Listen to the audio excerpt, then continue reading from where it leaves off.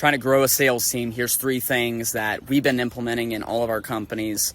Number 1 is we do daily sales huddles. 15, sometimes they go as long as 30 minutes, but normally 15 to 20 minutes.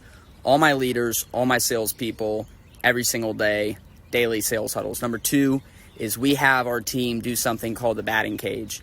Batting cage is when you go into the bathroom, you go into a private room, wherever, there's a mirror, and you get reps in. Okay, so you have to practice. You have to verbally get reps in.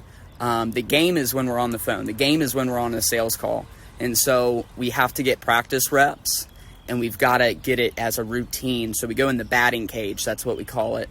Number 3 is we record those reps on voice memos, and then they spend 10 to 15 minutes listening to their reps every day.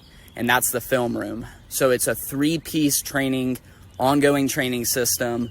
We're going to do role playing in the daily huddles.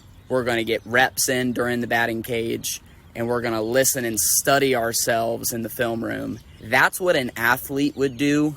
Salespeople, real professional salespeople, are no different. That's what we do if you want to implement and grow your sales team. Those are 3 strategies.